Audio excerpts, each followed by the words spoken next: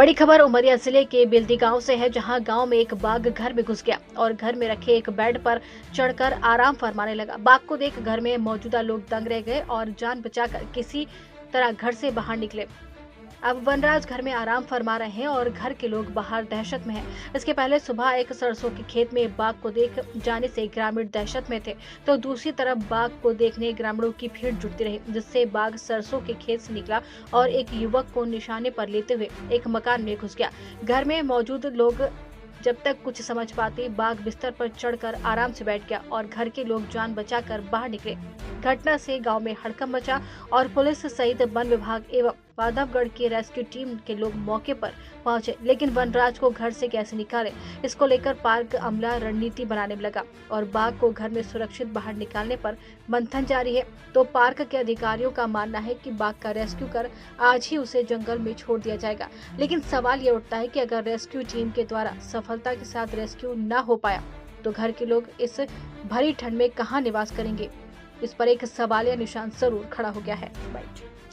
घर में घुसकर एक युवक पर हमला किया, क्या स्थिति वहाँ हुई सर? बेलदी गांव में पनपता बफर के अंतर्गत एक टाइगर सुबह में गांव के पास में था, जिसमें कि गांव वाले इकट्ठे होकर के और टाइगर को विपरीत दिशा की ओर, मतलब चूँकि वो गांव की दूसरी तरफ में इकट्ठे हो गए थे, इसलिए टाइगर अंदर गांव की ओर गया है और वो ग्रामीण पीछे जा कर के वीडियो और फोटो के लिए बहुत नज़दीक तक जा रहे थे और स्टाफ जो मौके पर था समझाइश भी दी उनको कि आप इतना नज़दीक मत जाइए, नहीं तो एनिमल को अटैक भी कर सकता है। और उसी दौरान ऐसी घटना हुई है। अंदर घर में अंदर जा कर के अटैक नहीं किया है, इसने बाहर में ही किया था।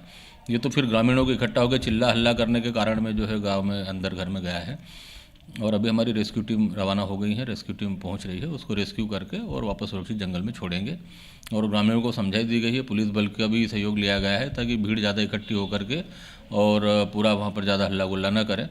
और हम आपके माध्यम से सभी ग्रामीणों को, जो भी आसपास के ग्राम लोग हैं, उनको हम संदेश देना चाहते हैं कि ऐसा एनिमल कभी भी आ जाता है तो थोड़ा धैर्य रखें, एनिमल को शांति से रहने दें, अपना वो निकल जाएगा।